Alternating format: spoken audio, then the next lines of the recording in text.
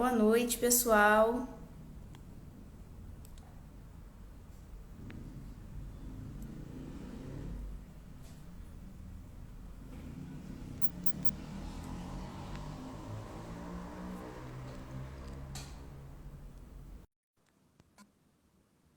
Espera aí que o Instagram, como sempre, né? Dando probleminha. Agora vai. Aí, agora sim. Boa Boa noite, noite, Rubens, tudo bem? joia. Tudo bom, sim. A gente teve um probleminha técnico, isso porque em Macaé teve uma ventania, um vendaval, derrubou um monte de coisa, né? Mas tudo bem, já ajustamos aqui, já estamos online hoje para falar dessa terrinha tão amada. E antes da gente começar, eu queria que você se apresentasse um pouco para quem não te conhece, o que é difícil, quem é de Macaé já te conhece, mas para o pessoal, para o público que não é daqui, te conhecer um pouquinho melhor. Beleza. Bom, meu nome é Rubem Almeida Pereira, né? A turma me chama de Rubinho. Sou macaense, nascido, criado em Macaé. Nasci na Rua Direita, né? Hoje o pessoal chama de Calçadão. E ali fui criado com aqueles desfiles de carnavais maravilhosos, 7 de setembro, aniversário de Macaé. Também fui criado um pouco na Imbitiba. E venho de uma família muito ligada à memória, à história, à cidadania. O meu avô, Rubem de Almeida Pereira, na minha família são três Rubens, né? Sou eu, Rubem, meu pai também é Rubem e meu avô. Meu avô foi o primeiro homem bibliotecário de Macaé, né? Então ele sempre foi muito ligado, também meus tataravós ligados a letras, né? O primeiro livro lançado em toda a região norte fluminense foi o livro de um parente nosso, que está lá na quinta geração atrás da gente, o José Carneiro da Silva, em Quissamã. E aí, eu, desde muito novo, eu venho estudando, pesquisando, apaixonado pela história de Macaé. E comecei, ainda nos anos 90, a publicar nos jornais da cidade fatos, datas, coisas sobre a memória de Macaé. E aí passaram a me chamar de memorialista, né? Então é um compromisso que a gente tem com a terra, que é de divulgar, né, a história, os personagens, as datas, todas as coisas ligadas à história e à memória da cidade. Eu criei em 2011 um Observatório da Memória Macaense, que tem ainda o objetivo, sempre teve o objetivo de divulgar essas histórias nas redes, né? Ali no iniciozinho do Facebook. Então a gente divulgou muitos fatos históricos, muitas fotos, muitas histórias. E a gente permanece hoje com Desvendando Macaé, fazendo roteiros, né? Nesse momento a gente está dedicado a roteiros pedagógicos com as escolas, mas sempre trabalhando e divulgando a memória de Macaé. Eu sou músico também, não posso deixar de falar isso, que é a minha principal profissão. Sou músico, sou poeta também, tenho algumas poesias premiadas, estou com um livrinho de poesia pronto para publicar. E também trabalho como educador popular.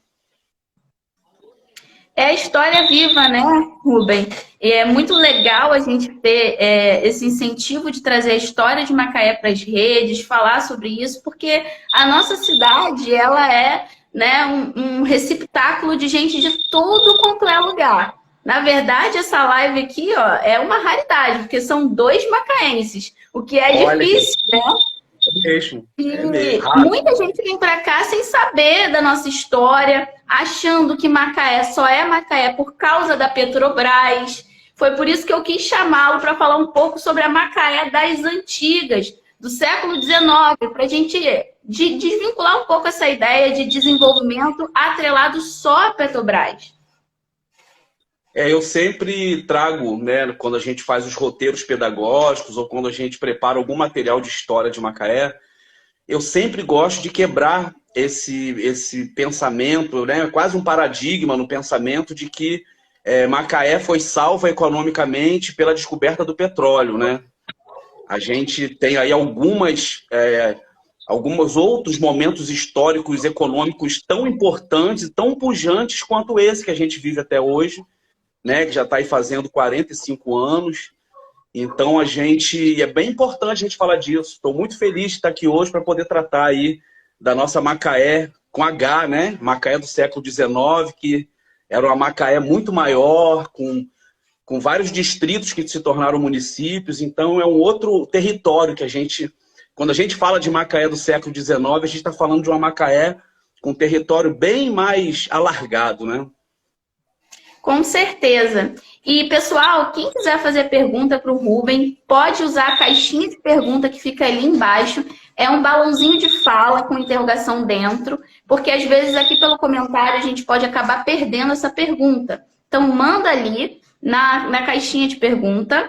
E para ajudar vocês a elaborarem, né, as suas dúvidas, eu acho que a gente pode fazer um panorama geral do que foi esse século XIX, dos maiores acontecimentos, para a gente ficar mais ligado no que a gente está falando aqui, né, Rubem? Com certeza, é importante que a gente faça isso. Bom, é uma coisa importante da gente ter em mente, quando a gente fala da história de Macaé no século XIX, a gente tem que lembrar que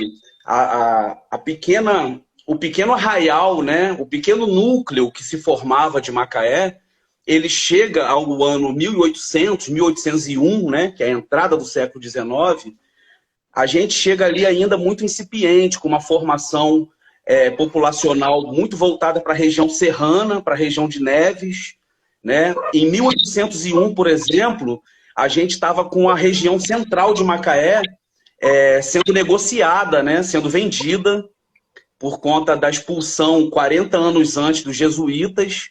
Então, as terras da região de Santana, de Emboacica, onde também era um engenho dos jesuítas, essas terras estão sendo colocadas à venda nesse momento aí da virada dos 1700 para os 1800. Então, foi até o mestre caldeireiro, né, o Gonçalo, que compra as terras de Macaé. Então, a gente está com uma mudança muito, muito forte acontecendo. O século XVIII, que tinha acabado de acabar, foi um século que, após a expulsão dos jesuítas, a gente ficou com as terras um pouco abandonadas, né? Como a gente ficou também antes da chegada dos jesuítas aqui, a gente sempre foi uma região muito distante, né? Uma região inóspita até, por conta da gente ter aqui os povos muito bravios, né? Os povos originários. Isso a gente está falando lá do século XVII, XVI ainda, mas no século XIX a gente chega ainda incipiente, a gente ainda não tinha se tornado vila, que só vai acontecer em 1813. Então, é uma Macaé ainda, aqui à beira-mar, né, onde hoje é a cidade de Macaé, ainda era muito incipiente, não tinha praticamente nada, né? A gente está bem no início. Onde tinha um núcleo populacional um pouco maior, era a região de Quissamã, né, a região do Furado, e a região de Neves, que hoje é Córrego do Ouro, Glicério, né, Frade, aquela região serrana ali. Então, a gente entra no século XIX com a Macaé ainda pacata, virgem, mas a gente já começa a gente tem documentações de movimentação no porto de Imbitiba a partir de 1811. A partir de 1811, até porque até 1808, né, com a chegada da família real, a gente não tinha imprensa, né? A gente não tinha nenhuma instituição do país ainda consolidada. Então, a imprensa vai se consolidar a partir da chegada da família real. E os primeiros jornais que a gente tem acesso, a gente vê o movimento dos portos, né, do Porto do Rio de Janeiro, dos portos no entorno, e aí a gente começa a achar o movimento do Porto de Imbitiba, a partir de 1811, e movimentando pessoas, né, mas também já começando a movimentar cargas. Então, a gente tem aqui uma produção, né, nesse momento que eu estou falando assim, antes de Macaé se tornar vila, antes de 1813, né, que é um ganho enorme para todo o município, né, que hoje a gente chama de município. Então, Macaé, nesse iniciozinho, já tinha uma produção incipiente vindo da região de Neves, né, da região serrana. A gente tem também a produção que está se iniciando com diversos engenhos florescendo na parte mais norte, né, do norte fluminense, que aí perca Quissamã, Carapebus. E aí, em 1813, quando Macaé se torna vila, que é consolidado, né, o local onde iria crescer a cidade de Macaé, a gente começa a ter um crescimento mais abundante, principalmente dos produtos que vinham desembocar aqui no porto de Macaé. O porto de Imbitiba, ele recebia, desde sempre, produtos que vinham da região de Cantagalo, lá no alto da serra, lá quase divisa com Minas Gerais. Recebia as coisas que vinham aqui de Indaiaçu, né, que a gente conhece hoje como Casimiro de Abreu, que foi onde nasceu o poeta Casimiro de Abreu, e também da região do Furado e de Quissamã, com esses pequenos engenhos que estavam florescendo, aumentando, cada ano aumentava o número dos engenhos de cana-de-açúcar, né? Então a gente vai ter muitos produtos agrícolas, muita pecuária, principalmente produtos agrícolas, e o nascimento da indústria cafeeira, que vai começando a nascer com pequenos engenhos para lá no meio, para o fim do século XIX, se tornar uma grande indústria, né, com a centralização de todos esses pequenos engenhos no engenho central de Quissamã. Mas isso é lá na frente, 50 anos depois que Macaé se torna vila. Então o cenário que a gente tem é esse, né? A região onde hoje está a Praça Washington Luiz, por exemplo, né? Ali foi um dos primeiros terrenos doados à municipalidade pela família Ferreira Rabelo, que foi a família que acabou adquirindo essa parte central de Macaé, junto com esse Gonçalo Marques. Eles compram, era um mestre caldeireiro, né? Eles compram as terras que estavam de Macaé, que eram dos jesuítas. Essas terras ficam devolutas, são vendidas no leilão, né? No Rio de Janeiro. E eles doam, né, para a municipalidade, para a vila, né, que tinha acabado de ser criada ali em 29 de julho de 1813. Eles doam diversas terras. E uma dessas terras é ali a parte onde é hoje a Boa Vista, né, que a gente chama de Boa Vista, ali a Roberto Silveira, a Praça Washington Luiz, que era a Praça Irmãos Ferreira Rabelo, originalmente. Então a gente começa, né, a florescer um pouco mais, a se tornar uma localidade, né, com mais força, com mais ímpeto, a partir de 1813. E aí a gente vai ter esse grande crescimento do comércio de produtos que vem da Serra, que vem de Quissamã, que vem do Furado, que vem até de Cabo Frio, às vezes. E a gente aqui, como tinha um porto bom, a gente ajudava muito na chegada também de gêneros para ir para Campos. Porque Campos tinha um problema... Até hoje, Campos tem um problema de porto, né? De desembarque, né? Você vê que os pescadores lá de Campos sofrem muito. Até hoje, eles vêm desembarcar o pescado aqui em Macaé, porque lá em Atafona, se a turma aí tiver curiosidade de procurar no YouTube, vai ver que lá os barcos pesqueiros, quando chegam, eles têm que ser acoplados numa corda, num trator e ser puxado para a areia da praia para poder desembarcar as coisas. E muitas vezes eles perdem toda a pesca ali. E isso é uma coisa que acontece até hoje, mas é uma coisa centenária que a gente tem. E isso fortaleceu muito o porto de Macaé e fez com que os gêneros alimentícios que alimentavam a cidade de Campos tinha que chegar pela Imbitiba, né, e ir para lá pela terra, porque muitas vezes perdiam, né, essas coisas no desembarque. Então o porto de Macaé ficou muito importante desde sempre, o porto de Imbitiba.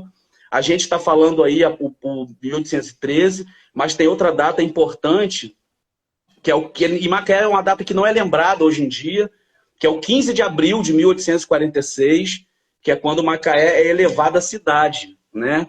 A então vila de 1813, ela é elevada à cidade em 1846.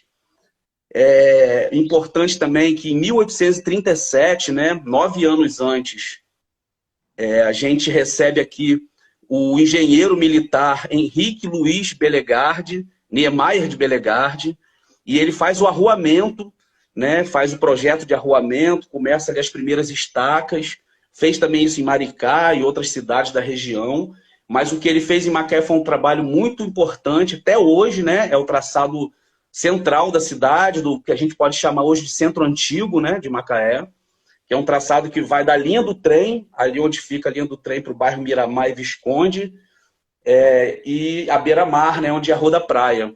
É a região que a gente pode chamar de centro antigo. E ele dá nome, ele faz o Largo da Alegria, que hoje é a Praça Veríssimo de Melo. Ele faz a praça também lá dos Irmãos Ferreira Rabelo. que hoje é o Washington Luiz. É ele que dá esse traçado, ele que dá essa divisão, né? Projeta a primeira rua da cidade projetada para ser rua, né? Porque até então a rua que a gente tinha era a Rua da Praia, que era uma antiga trilha que virou rua, né? Rua da Praia do Rio Macaé. E aí a gente ganha a primeira rua traçada, que é a Rua Direita, por isso que ela tem o nome de Rua Direita, porque era uma rua feita para ser rua, ela foi aberta para ser rua, não é uma velha trilha que foi enlarguecendo e se tornou, né, uma rua de passagem. Então, nesse momento, é um momento muito rico do que a gente pode chamar aí da civilização, né, Macaé, como a gente conhece hoje, né, a população que acabou tomando parte da parte central da cidade. Se lá no início de tudo a gente tinha uma concentração na região de Neves e nos distritos, a gente vai passar nesse momento aí, no meado do século XIX, 1840, 1850, a povoar mais a região central, onde hoje é o centro da cidade. E aí Macaé continua com esse crescimento, o Porto de Ibitiba vai crescendo. Em 1880, o Porto de Ibitiba é considerado, por números conhecidos, o 6º porto em movimento de toda a Europa, de todos os países ligados a Portugal, né? Então isso é um movimento muito grande, tanto que isso vai gerar, no final do século XIX, a criação de uma alfândega para alfandegar esses produtos, que dura pouco tempo, né? Tem toda uma história, mas é esse comércio que a gente tem rico, né? Século XIX, a gente vai ter um crescimento exacerbado do que é o comércio de gêneros alimentícios que vinha da região serrana, de vários distritos e até municípios de perto, e também o crescimento muito grande da plantação de cana-de-açúcar, da produção de açúcar, né? Que fica muito concentrado na região aqui de Quissamã e Carapebus, gerando ali grandes indústrias açucareiras, né? Primeira grande indústria, né, da América do Sul é a usina central de Quissamã, que reúne diversos engenhos, né, que é obra de diversos homens diferentes, Conselheiro Almeida Pereira, né, o Barão de Monte Cedro, que foi presidente da Câmara de Macaé. É importante também falar que nesse tempo do século XIX, quem fazia o papel de prefeito da cidade era o presidente da Câmara. Então, ali em 1813, quando se torna vila, são escolhidos 3 vereadores, né? E aí a gente vai andando com a nossa Câmara Municipal muito atuante. Ela teve diversos lugares também na cidade. Recentemente a gente teve aí a descoberta de onde foi originalmente, né, a Câmara Municipal. Ela passa por 2, 3 lugares até ficar no casarão ali do Visconde de Araújo, né, onde hoje é o Museu da Câmara. Mas ela passou pela Rua do Colégio, passou pela região ali do Cais, ali também, do Mercado. Então a gente vai ter uma história política muito forte também, porque a gente vai ter ministros do Império. Eu estou até com esse quadrinho aqui atrás de mim, Dom Pedro II aqui no meio, né? Deixa eu botar o dedo aqui, ó. Dom Pedro II. Esse é o Ministério do Império de 1859. Aqui a gente vai ter o Cansanção de Sinimbu, a gente tem aqui diversos aqui, e aqui a gente tem uma pessoa aqui da nossa região, que é meu pentatataravô, que é o João de Almeida Pereira Filho, que é o conselheiro Almeida Pereira, que foi o ministro do Império de Dom Pedro II, vem aqui da nossa região, jovem, né, era poeta também, escrevia, foi um cara que estudou muito, e a nossa família tem essa história, né, com a região. A gente sempre buscou organizar em fatos a memória dessa região. Então a gente tem o José Carneiro da Silva lá em 1809, escrevendo um livro, né, que é a Memória Topográfica dos Campos dos Goitacazes, um título enorme, e que ele já mostra para a gente toda essa produção agrícola, tudo que era produzido na região, ele descreve ali. Ele já descreve os contrafortes da serra, que tinham os quilombos, que eram diversos quilombos. Então, a gente vai trabalhando sempre buscando juntar essa memória, organizar essa memória. Então, quando eu olho assim para minha família, eu vejo que tem algumas gerações que trabalharam com isso. Meu avô trabalhou, o meu tataravô, esse meu pentatataravô, né? O meu pai também trabalhou com memória. E aí a gente está nessa pegada até hoje, buscando divulgar as coisas de Macaé e desvendar essa história que que se esconde, né? É uma história que não é fácil de achar realmente, infelizmente, mas é uma história fabulosa, riquíssima e que sempre surpreende a gente. O nosso ouvinte aqui, o Edros, está sempre aqui com a gente. Um beijão, Edros, está sempre nas lives aqui do Revolução. Ele está perguntando se você sabe qual é o partido desse seu pentavô.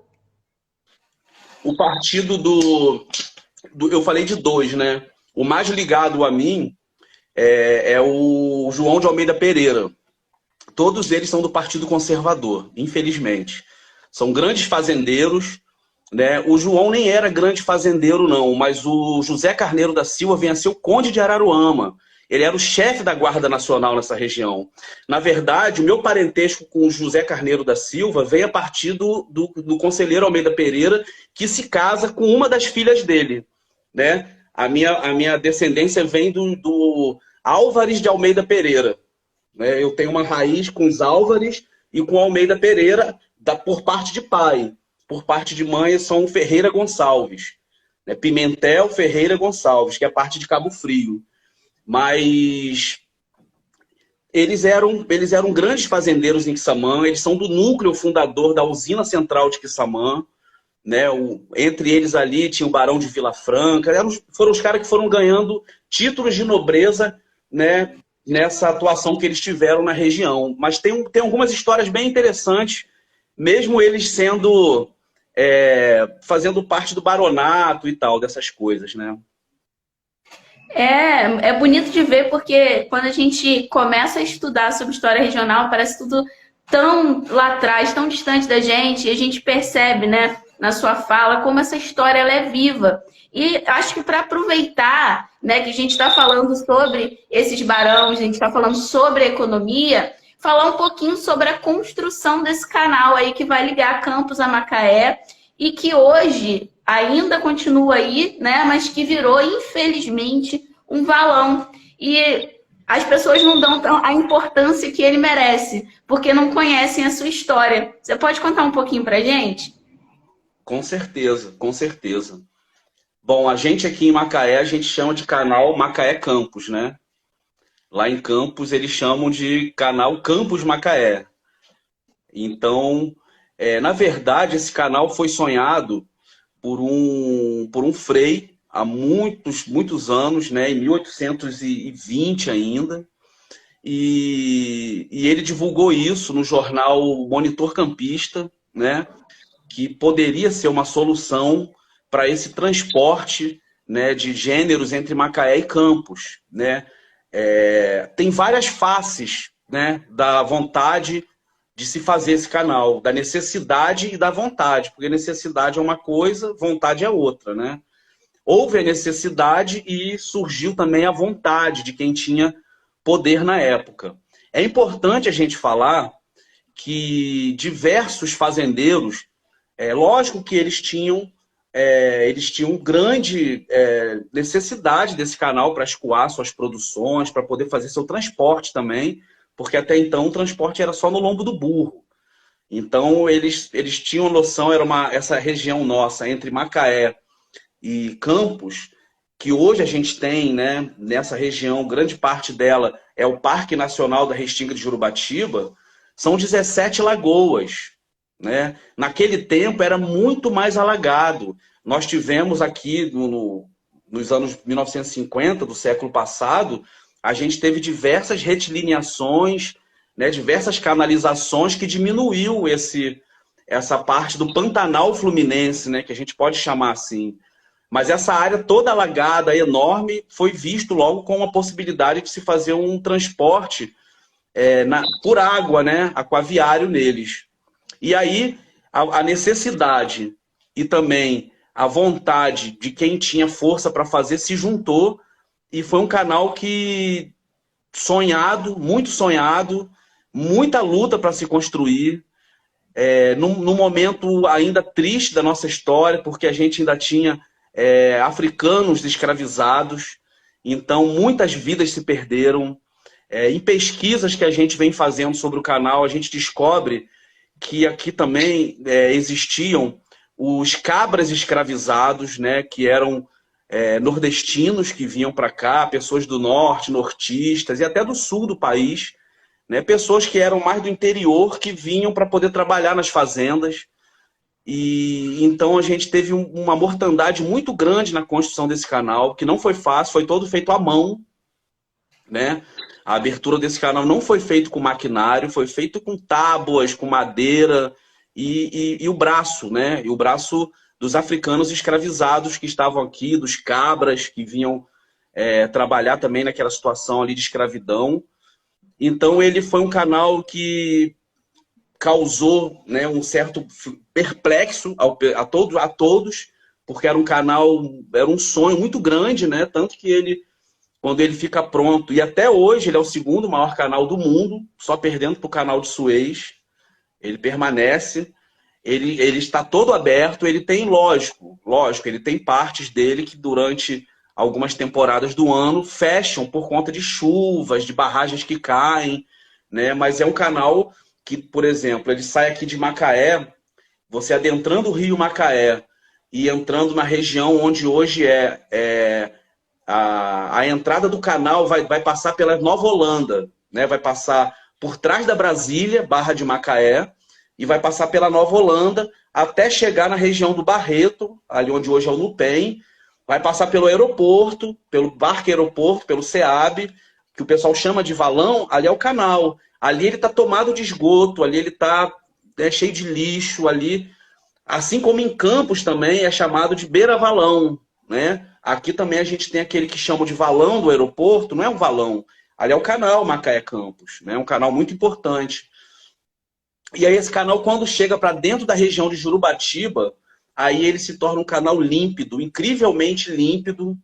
Eu já tive o prazer de passear lá nesse canal, de fazer passeios lá no canal dentro de Jurubatiba, e lá ele tem água transparente, com peixes pulando, é um cenário assim original. Em determinados lugares, o cenário ainda é original ainda, porque você só vê o adensamento, né, da restinga em volta, ele é fechado, tem parte que é fechado, né, pela vegetação, e é um canal limpo, limpo, limpo mesmo, de você ver as raízes no fundo.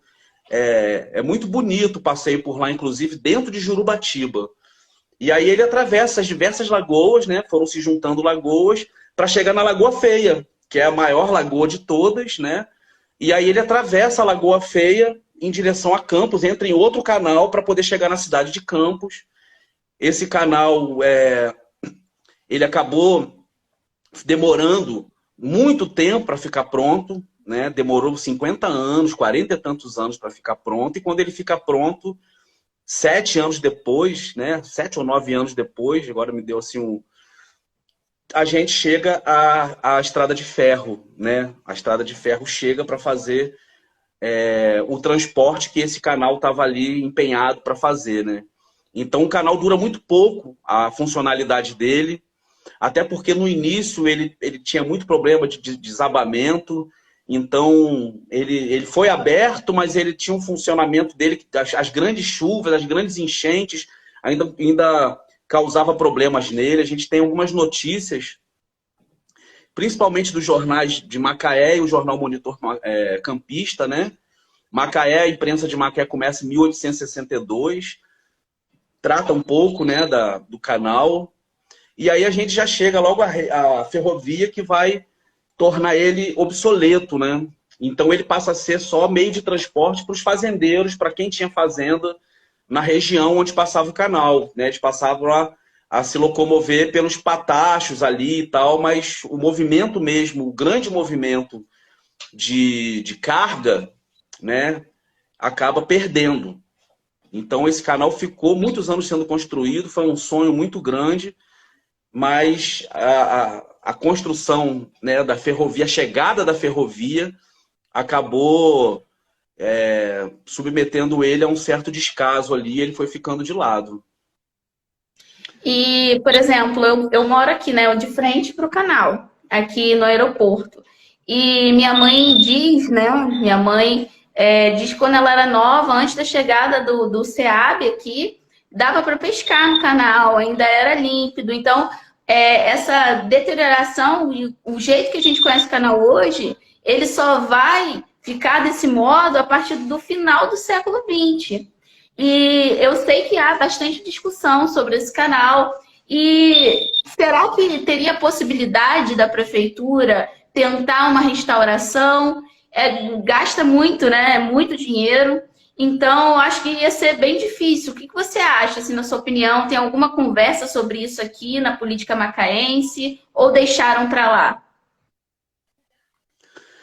Olha, você sabe que essa questão toda de patrimônio e história é muito difícil essa discussão aqui em Macaé, né? Eu sei porque eu sou um cara que eu tô há décadas lutando por isso e parece que quanto mais eu falo desse assunto, mais as pessoas se distanciam. Parece aquela areia, aquela ilha movediça, que quanto mais perto você vai chegando dela, mais ela se distancia de você, né? Que era o que achavam que o Brasil era lá no século XVI. Então é complicado, é uma luta muito complicada. Agora a gente tem algumas coisas importantes. O IPHAN, que é o órgão federal que trata do patrimônio histórico e artístico nacional, ele só tem em Macaé duas coisas tombadas. Uma delas é o canal. O canal Macaé Campos, ou Campos Macaé, como preferir, ele é tombado pelo IPHAN. Se a gente tivesse uma política séria de patrimônio, tanto a nível federal quanto a nível estadual, que não é, já acaba, o estadual não chega a ser obrigado, mas tem também a sua responsabilidade, né? E municipal também. Esse canal, ele tem uma importância, uma história, você vê que ele ainda figura como o segundo maior canal do mundo até hoje. Né? A gente já tem 150 anos de que ele ficou pronto. Tem mais de 150 anos que ele começou a ser construído e ficou pronto há 150 anos. Então é uma história que você falou muito bem. Isso é uma verdade. Eu tenho 44 anos. Eu sou de 1978. Eu peguei Macaé ainda com aquela região ali onde o Parque Aeroporto se formou, começou a ser construído em 1982, ficou pronto em 1983. Eu peguei aquela região ali ainda para a gente poder pescar no canal. A gente pescava muito nesse canal. Muito, muito mesmo. Quando chega o Parque Aeroporto, o canal permanece ali límpido ainda por cerca de 15 anos. Né? Ele só vai ficar um canal mais sujo porque foi construído um parque habitacional, né, com milhares de casas, que eram bem menos do que tem hoje, mas não foi feito, junto com o parque habitacional, um lugar para tratamento dos dejetos das casas. Não foi feito esgoto. Macaé tinha sua linha de esgoto pela cidade, mas muito pouca.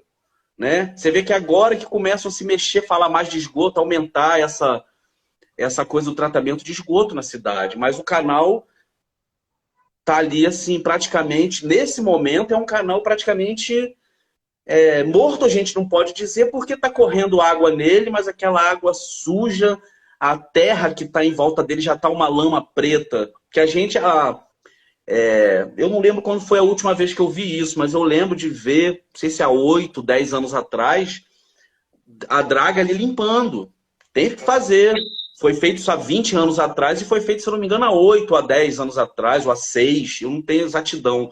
Mas alguns anos atrás, foi feita a última limpeza ali. Eu lembro da draga revolvendo ali aquela terra preta, fedorenta, aquela coisa.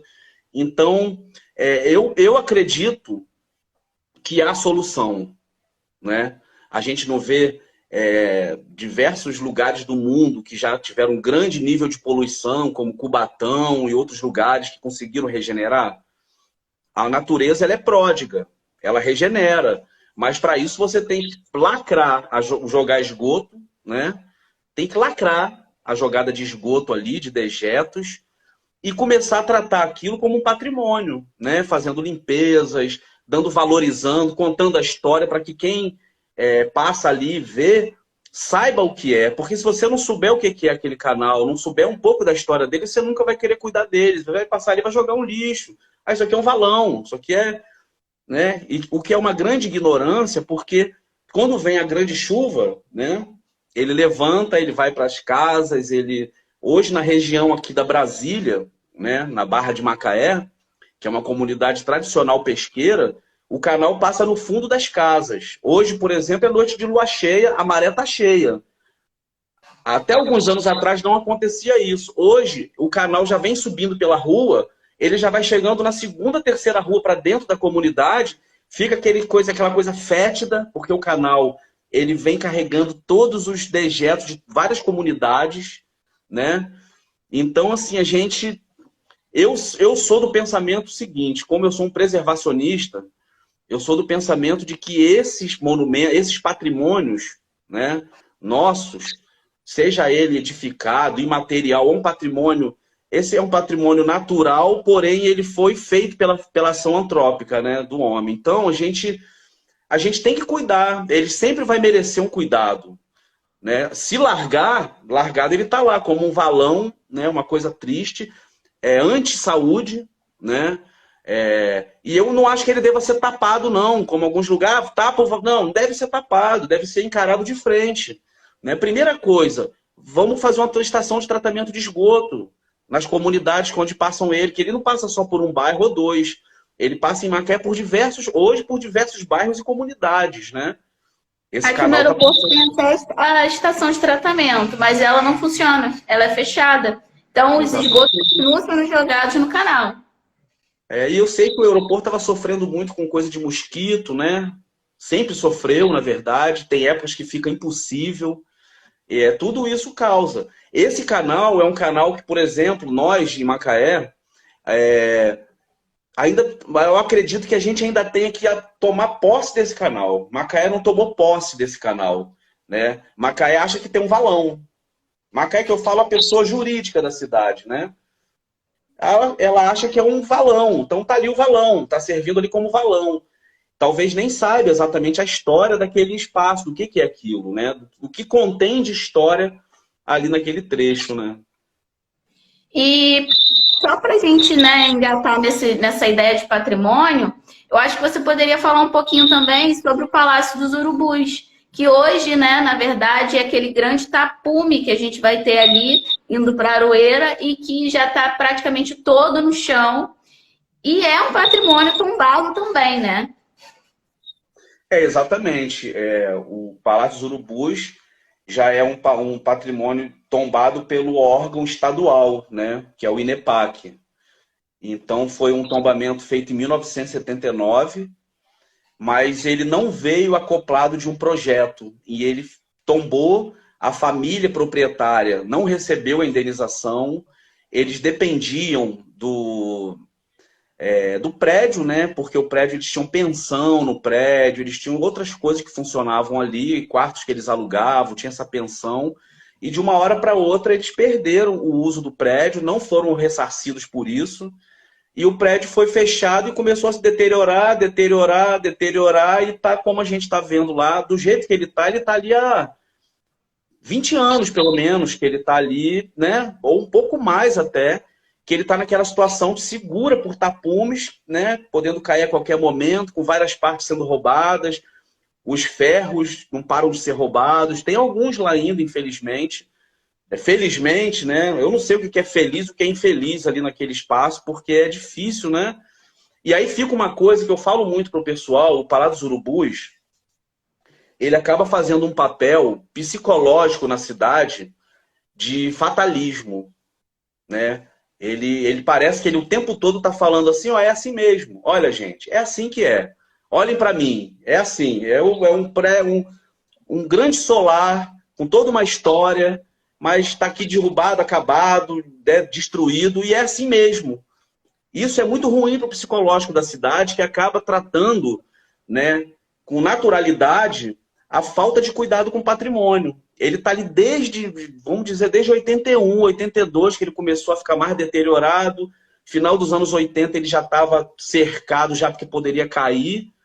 E assim ele foi ficando. Tem uma história muito, muito interessante, porque ele foi construído por um construtor alemão, que foi o mesmo que construiu o solar de Mandiquera, em Quissamã, né? Então a gente vai ter ali a planta original, Eu recentemente tive acesso à planta original, com tudo do prédio, né? Essa planta, ela está no INEPAC, no Rio de Janeiro, porque quando foi feito o tombamento, teve que se fazer a planta, todas as janelas, todas as portas, toda a parte interna. A gente tem essa planta, eu tenho até uma cópia dessa planta hoje, mas a falta de... Exatamente, isso é um problema que a gente acaba sofrendo muito a nível nacional, federal, a nível estadual, e no municipal, como a gente não tem os bons exemplos vindo de cima para baixo, né? O federal, pelo IFAM, não consegue, não tem pernas para fazer as coisas no Brasil. Quando a gente vê acontecendo alguma coisa boa em relação ao patrimônio, você pode ter certeza que é a população local que pressionou muito. Aí você vai ver os casos dos tombamentos em série que foram feitos em Minas Gerais, você vai ver os tombamentos que foram feitos em Olinda, em Recife, você vai ver no Maranhão, tudo que foi feito há 30, 40 anos atrás, mas foi feito sob pressão e com algumas cabeças pensantes muito fortes, que já não estão mais aqui, o órgão já está esvaziado, tanto estadual quanto federal, e isso gera essa anomalia no município de largar para lá. Macaé, na entrada aí dos anos 2000, teve uma Secretaria Municipal de Acervo e Patrimônio Histórico, que chegou a levantar quanto ficaria a reforma desse prédio, que é uma coisa importante de se pensar. Hoje, eu sou presidente do Conselho de Cultura de Macaé, sou presidente do Conselho Municipal de Políticas Culturais de Macaé. E essa é uma pauta que a gente vem tratando. Eu sou conselheiro exatamente da área de patrimônio. E aí, a gente já conversou com o INEPAC. Assim que eu entrei no conselho, fomos ao presidente do INEPAC, o secretário de Cultura, a gente levou essa pauta para ele, colocou, ele tem levado essa pauta para os encontros que ele tem feito, né, com o Estado, com o órgão federal também, mas com o Estado, porque o Palácio Urubus é do INEPAC, o INEPAC que tem a responsabilidade do tombamento de cuidar. E eu acredito muito que ali é viável fazer uma reforma. E ali tem uma importância muito grande hoje, que é para o bairro da Aroeira. Ali pega a entrada da Aroeira, pega um pouco da parte central de Macaé, de quem mora ali na região da Alfredo Bacher, da Boa Vista, da Rua do Colégio, né, da Télio Barreto, né? Parte central da cidade é Aroeira, porque a gente não tem nenhum equipamento cultural na Aroeira. A gente não tem. A Aroeira, o que ela faz de cultura, ela faz pela alma dos moradores, que é a turma que faz lá o boi pintadinho, né? A turma que faz o jongo. Então a gente não tem, a gente tem lá em cima de Santana, lá a Irmandade de Santana, que está sempre, né, cuidando bem daquela igreja, que é um marco histórico da cidade também. Mas ali necessita de uma biblioteca, tem o Botafogo ali em frente, né, onde tem a entrada da escola Jofre Frossá, a Malvina. Então aquele prédio ali se tornar um espaço de conhecimento, uma biblioteca pública, né, um lugar para cursos para a juventude. E a gente tem ali em frente o antigo prédio, né, do DER, que pode muito bem ir para qualquer outro lugar e ali ser um grande estacionamento para viabilizar o espaço cultural. Então, assim, a gente tem tudo para organizar aquele espaço, tem dinheiro, né, porque tem tantas cidades do país que não geram a grana que Macaé gera. Em 2003 ou 2004, estava 2 milhões. Né? Eu acredito que a gente possa dobrar isso hoje. Vamos botar 4 milhões. Né? Gente, a prefeitura pode entrar com uma parte, pegar 2, 3 empresas, entrar com outra parte. Né? A gente está lutando muito em Macaé, né? E assim, eu acredito que esteja andando bem até essa luta, a luta para a gente ter uma lei municipal de incentivo à cultura, a partir do ISS, do Imposto sobre Serviço, porque aí fica mais fácil para uma empresa ela poder passar o imposto dela, no caso vai ser 0,5% de tudo que a cidade arrecada, ela poder fazer, hoje ela pode fazer pelo ICMS do Estado, né? A gente ainda não tem a lei municipal, mas a gente tem a lei do ICMS do Estado, tem a lei Rouanet federal. Então eu acredito muito que aquele espaço ali possa ou ficar como... Tem muita gente que não gosta de patrimonializar ruína, né? A gente tem no movimento de patrimônio do Brasil, a gente tem uma parte de preservacionistas, que tem horror a se fazer patrimonializar a ruína. Tem horror. É da política de se reconstruir.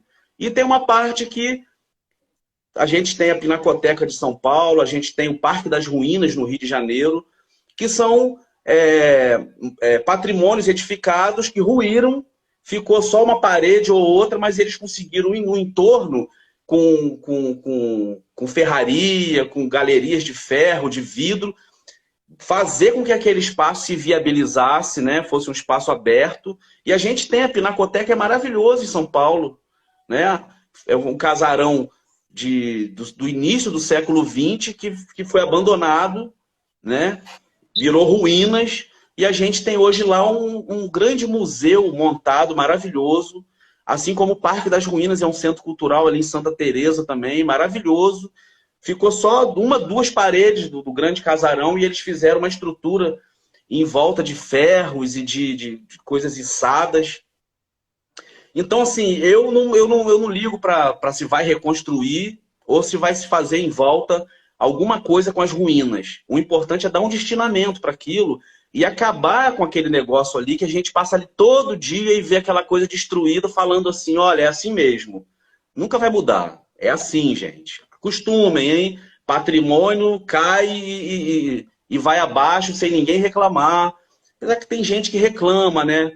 Mas é muito chato, né? Para o psicológico da cidade ter um patrimônio ali pendurado que pode causar um acidente a qualquer segundo. Qualquer segundo. A gente não sabe se nesse momento não está caindo lá, ou amanhã vai cair, ou vai cair daqui a 10 anos. E é uma loteria ruim de jogar essa loteria, né? Então, eu sou a favor de que aquilo ali, eu luto por isso, que o Palácio dos Urubus se torne, né, venha a voltar à cidade como um equipamento para a população. Não deixar acabar e daqui a pouco vai ficar aquele terreno ali destruído, daqui a pouco a prefeitura vende e faz ali um shopping, né? Então, acho que a população tem que se envolver nessas lutas, porque são coisas importantes, são coisas que fazem toda a diferença numa cidade. Um patrimônio resguardado e que está trabalhando de volta para a cidade, né, gerando conhecimento, gerando oportunidades, né, para a população, é de uma importância muito grande. A gente não pode dar mole. Mas é aquilo, né, Rubem, que a gente fala, é a base, né? A gente não tem uma educação patrimonial em Macaé e a gente não tem um resgate histórico da história de Macaé nas escolas. Então é muito difícil, por exemplo, a gente ainda tem aí, hoje em dia, um incentivo ou outro em escolas específicas. Mas eu, por exemplo, quando estudei na minha escola, não tive esse resgate, né? Eu fui ter contato com a história de Macaé depois que eu já estava na universidade e por conta própria, porque eu estudei na Faculdade de História da UF Campus. A gente até tem um resgate regional, um estudo sobre a cidade de Campos. A gente não vê nada sobre Macaé. Então, não tem como exigir que a população, por exemplo, pegue isso para si se a gente não tem esse incentivo. Né? A população, é o que você falou, o macaense já está acostumado com aquilo ali e fala, não, é assim mesmo, esperando terminar de cair o restinho para usar o espaço para construir alguma coisa, né? Que eles dizem ser alguma coisa útil, né? Assim que a gente ouve falar. Mas a gente já está com 48 minutos de live para já ir encaminhando para o final. Eu tenho uma dúvida para te perguntar, que foi um aluno que fez para mim, eu não soube responder. Ele queria saber se houve algum evento, alguma coisa para haver a troca do nome de Macaé com H para Macaé, como a gente conhece hoje. Ou se foi naturalmente assim. Isso é uma pergunta que sempre rola, né? As pessoas têm essa curiosidade. Quando que Macaé perdeu o H do seu nome, né? E por que a Bahia não perdeu, né? O H do seu nome? Isso aí é o seguinte, a gente teve, nesse desenrolar aí histórico, né? Desse tempo histórico todo, a gente teve algumas reformas ortográficas na língua portuguesa. E a reforma ortográfica que fez essa mudança foi uma reforma que aconteceu. A primeira reforma ortográfica foi em 1911.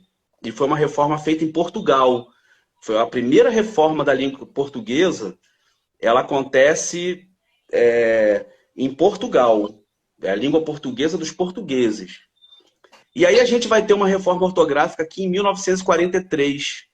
Essa reforma ortográfica é que tira o H que era um vício latino, né? De ter o H entre duas vogais. Ainda mais quando tinha um acento agudo na última vogal, né? Então, assim, a gente tem Macaé é um caso clássico, né? Tem as duas últimas vogais com H no meio e a última vogal lá com acento agudo. Piauí também era assim, né? Tinha um H. Então foi em 1911, em Portugal, já modificaram muitas coisas da língua, né? Muitas coisas que a gente escrevia ao modo antigo, aquele português mais arcaico, que a gente pega em alguns livros antigos, né? Mas foi em 1943 que é tirado esse H entre as vogais, e aí Macaé perde, né? Perde esse H. Até 1942 a gente acha em jornais, em revistas, né? Na hemeroteca. Inclusive é uma dica que eu dou para a turma que gosta de pesquisar Macaé. Você não vai achar nada de Macaé antiga se você escrever Macaé sem H. Se você escrever M-A-C-A-E, é a Macaé a partir de 43. Né? Se você quer achar coisas de Macaé mais antiga, da Macaé do século XIX, por exemplo, você vai ter que escrever M-A-C-A-H-E. Né? É a Macaé com H. É essa Macaé que no início eu estava falando, que é a Macaé que tem um território muito maior, que vai das franjas ali de Leripe, né? Rio das Ostras, até as bordas de Campos. Então, a gente perde, né? A gente perde o nosso H. Isso é uma briga que tem. Na Bahia não deixaram tirar, né? Na Bahia a população brigou, os intelectuais brigaram e fizeram o seguinte acordo. O ponto geográfico chamado Bahia vai ficar sem H, mas o estado, a localidade não vai perder o H. A gente tem até um livro de um macaense chamado Sonilton Campos, que o nome do livro dele é No H da Bahia. Né? Então a gente tem toda essa é uma curiosidade que sempre surge, principalmente nas escolas. Né? Você falou aí dessa necessidade que a gente tem que falar muito de se colocar a história de Macaé nas escolas, e a gente tem lutado muito por isso, muito. Infelizmente, eles têm uma trava, né? É obrigatório a história local, o MEC obriga isso, mas a gente tem um diálogo até aberto com a Secretaria de Educação de Macaé, mas para conseguir fazer, a gente consegue mais fazendo como voluntário, né? Do que a gente apresentar um plano para poder cobrir em 2 anos as 110 escolas. Que é uma coisa que a gente tem pronto para isso, temos material humano, temos tudo para fazer, mas eles têm uma trava em relação a isso, e aí a gente fica fazendo numa escola ou outra, né? A gente vai numa escola ali, geralmente perto da nossa localidade, ou algum professor que entra em contato com a gente, e a gente faz. A gente tem feito com escolas particulares, que também não são todas, né? São as mais sensíveis. Agora, o resultado disso nas crianças é incrível. É incrível. E que eu falo é o nosso projeto Desvendando Macaé, né? Que a gente começou fazendo passeios histórico-culturais com os moradores da cidade, e a gente mostrou que dava a pé fazer isso. Existe história em Macaé para isso. Andando pelas ruas de Macaé, a gente conta a história do Brasil. Determinado momento, antes da pandemia, a gente fez isso com turistas, né?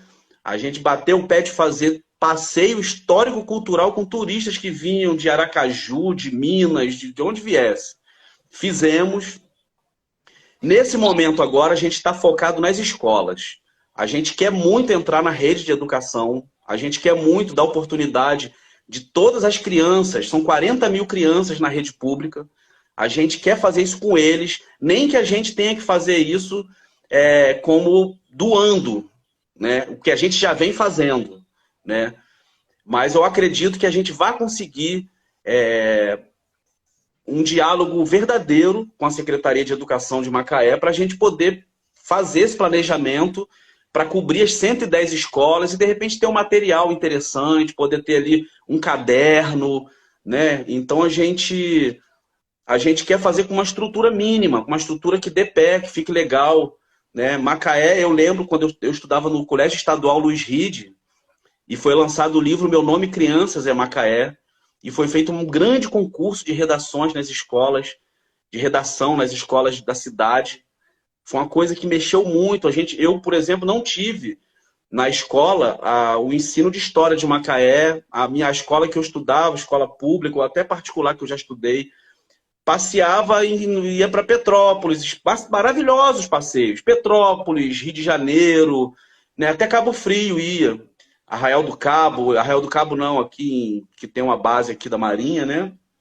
São Pedro da Aldeia. Mas Macaé ficava assim de fora. E eu hoje tenho esse objetivo forte. A gente vai nas escolas particulares, apresenta para eles, muitas fazem, dá um resultado maravilhoso, e a gente quer muito fazer isso com as escolas públicas, mas de uma maneira profissional mesmo, porque a gente acaba tirando do nosso bolso para fazer como voluntário, e não fica a mesma coisa do que o projeto tem pronto. É um ônibus à disposição. Macaé hoje, para você poder conhecer Macaé, que não é o objetivo com as crianças é um geral da história de Macaé. Mas a gente sabe que hoje, para conhecer Macaé, conhecer o patrimônio natural, o patrimônio edificado, a gente precisaria de uns 10 dias. Com o que Macaé tem pronto hoje para oferecer Parque Atalaia, Sana, Jurubatiba, Ilha de Santana, o centro antigo da cidade, região serrana, as partes periféricas da cidade, as praias, as lagoas, os rios, né? Então a gente tem uma diversidade geográfica muito rica, muito interessante para a criançada. A gente tem uma riqueza geológica, a gente tem uma história decolonizante. Nós temos passagens na nossa história, como a passagem dos Goitacá, dos índios Puris, do Carucango. São passagens que a gente pode contar uma história decolonizada para essas crianças também, sem perder o viés da história do Brasil que a gente conta pelas ruas de Macaé, pelos monumentos. Então, esse ponto é muito importante, levar para as escolas o ensino, o conhecimento sobre a história e a memória de Macaé. Nossa, muito, muito emocionante ouvir você falar sobre isso. Eu espero mesmo que a gente consiga uma iniciativa desse jeito, também para capacitar os professores de história que trabalham aqui no município, precisam muito mesmo dessa capacitação. E para a gente conhecer um pouco da nossa história, largar de vez essa síndrome de vira-lata que macaense tem, de achar que tudo é melhor do que Macaé, tudo é mais importante que Macaé, e não conhecer a nossa história, né? Hoje a gente teve aqui muitos dos meus alunos, quero deixar um beijo para eles, e agradecer também pela participação. E acho que a gente já está encaminhando nesse processo, trazendo essa história aqui para o digital também, que acaba sendo importante para atingir pessoas que não são daqui também. Queria agradecer muito ao professor Rubem por essa live maravilhosa, que eu sei que deve ser muito, muito, muito difícil conseguir um espacinho aí na agenda para falar com a gente, mas ele topou na hora, então eu quero agradecer demais a Jane, que ajudou a gente aí, né, a botar essa live no ar. Quero também fazer o convite para que vocês voltem para falar sobre Macaé, para a gente conseguir adentrar melhor na história de Carucango, na Macaé do século XX, que será um enorme prazer, tá? E eu tô aqui com a minha queridíssima diretora, Ana Alice, que é sua prima, ela falou, que, né, lá de Quissamã. Então vou deixar um beijo para ela também. Eu estou tentando trazer ela aqui para falar sobre Quissamã para a gente também, que é importante, né? Sabe tudo também. Maravilha, cara. Maravilha. Beijão, Annalise. Beijão em você. Isso aí, muito bom. Vamos fazer aí um ciclo de debates de história regional para ver se a gente consegue já incentivar as pessoas a procurarem mais sobre história de Macaé, sobre história regional. E só para finalizar, Rubem, para esse pessoal que está interessado em saber mais sobre a história do município, Qual dica? Onde eles podem procurar? Eles podem te encontrar no Instagram, eles podem te encontrar no YouTube. E aqui na cidade mesmo, tem algum local que eles podem ir para procurar sobre a história de Macaé, que é tão difícil de ter acesso, né? A gente vem alimentando a nossa página do YouTube, do Desvendando Macaé. Então podem procurar lá no YouTube, Desvendando Macaé. A gente tem uma série sobre patrimônios de Macaé. A gente também fez uma série da história de Macaé em 4 tempos. A gente tem sido muito acessado pela turma que está estudando para os concursos públicos, né, para o concurso que vai ter agora de educação. E, no mais, assim, eu estou completamente à disposição para a escola que quiser, né, da maneira que a gente puder fazer, levar esse conhecimento para dentro da escola. Eu já fiz algumas palestras para professores de história, né? Lembro agora de uma palestra muito legal que eu fiz na escola Engenho da Praia, né? Com a diretora lá, com os professores, alguns professores que são de campus até, e fizemos um link da história, né, regional ali. Então, tô completamente à disposição. Pode entrar em contato comigo pelo Instagram do Desvendando Macaé.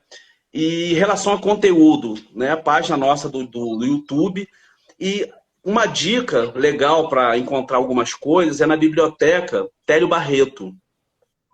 A Biblioteca Pública Télio Barreto, ela tem uma área nela, né, um determinado espaço que é só com livros da história de Macaé. Tem livros lá que você não acha em lugar nenhum. Então, deixo essa dica, né, para você ir lá. Os livros de Antônio Álvares Parada, né, os livros do Tonito são assim, ó, concurso para você começar. Aquele livro 1000 Histórias, Curtas e Antigas, são 2 volumes. Um tem 500 histórias e o segundo volume tem mais 500. Tem um índice no final que você vai pelos nomes, é um índice onomástico. Ali é a grande sacada. Você vai ali, você pode procurar ali um sobrenome de parente seu, pode procurar a rua que você mora, pode procurar algum acontecimento de Macaé, algum nome de alguma coisa que você vai encontrar. Então, os livros de Antônio Álvares Parada, na Biblioteca Pública, né? Eu hoje também, junto com a Graziele Gueducci e a família do Tonito, nós somos os guardiãos, né, desse acervo do Antônio Álvares Parada, e que a gente está lutando muito para que ele seja colocado publicamente para a cidade, seja digitalizado e se torne uma coisa com todo mundo com acesso, que não tem sentido um acervo desse ficar trancado numa sala, né? Então, estou aqui, Luana, à disposição, convite que você me fizer. Você tem uma rede maravilhosa. Descobri hoje que a gente tem um monte de amigo em comum, né? Várias pessoas mandaram mensagens, colocaram recado lá na postagem que eu fiz, chamando para a nossa live hoje, para o nosso papo. Estou completamente à disposição para falar da história de Macaé, da memória, para a gente fazer aí uma continuação desse papo, falar do século XX, adentrar um pouco mais à frente. Quiser ir um pouco mais atrás, a gente pode ir também, falar dos sambaquis. Então, conte comigo. Para mim sempre é um prazer, uma honra e é uma obrigação que eu tenho dentro de mim, que é divulgar as coisas de Macaé. Eu amo Macaé. Muito obrigada, gente. Todo mundo que assistiu já está aí, ó, já aceitou o convite ao vivo, não pode mais desaceitar, porque agora tem prova, tá? Muito obrigada, professor. E a todo mundo também que quiser seguir a página aqui do Revolução, eu boto conteúdo aqui para quem quer estudar para vestibular, estudar para concurso, é uma forma de democratizar o ensino, trazer para todo mundo aí mapas mentais, lives, e a gente conversa sobre um montão de coisa, traz um montão de convidado aqui, então vale super a pena, tá? Muito obrigada. Aqui um beijo, um abraço de nós que amamos essa querida cidade, que fez aniversário agora recentemente, né? E se você está estudando para o concurso de Macaé, não deixe de seguir a gente. Eu coloco coisas aqui também sobre Macaé, tá? E nos vemos numa próxima. Valeu, professor. Obrigado pelo convite. Tamo junto. Valeu. Oi, gente. Boa noite e até a próxima. Boa noite, turma.